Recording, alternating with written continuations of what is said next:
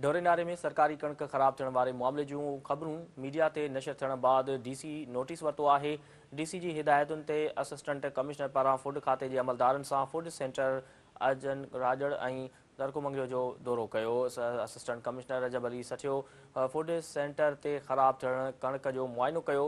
Assistant commissioner जो चवणो त कणक जो जाइज़ो वरितो आहे। कणक थोरे मिक़दार में ख़राब थी आहे। कणक खे महफ़ूज़ हंधि मुंतक़िल करे ख़राब थियण खां बचाए पियो वञे। अवां खे आगाह करे रहिया आहियूं अहम ख़बर जे हवाले सां त ढोरे नारे में सरकारी कणक ख़राब थियण वारे मामले जूं ख़बरूं मीडिया ते नशर थियण बाद डीसी नोटिस वरितो आहे।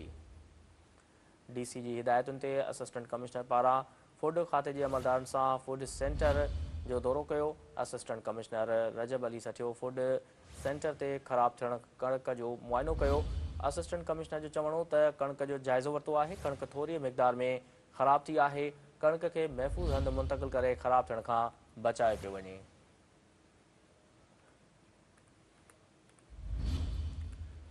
ढोरे नारे में सरकारी कणक ख़राब थियण वारे मामले जूं ख़बरूं मीडिया ते नशर थियण बाद डीसी नोटिस वरितो आहे। डीसी जी हिदायतुनि ते असिस्टेंट कमिश्नर पारां फूड खाते जे अमलदारनि सां फूड सेंटर ते जो दौरो कयो वियो। असिस्टेंट कमिश्नर रजब अली सठियो फूड सेंटर ते ख़राब थियल कणक जो मुआइनो कयो। असिस्टेंट कमिश्नर जो चवणो त कणक जो जाइज़ो वरितो आहे। कणक थोरे मिक़दार में ख़राब थी आहे। कणक खे महफ़ूज़ हंधि मुंतक़िल करे ख़राब थियण खां बचाए पियो वञे।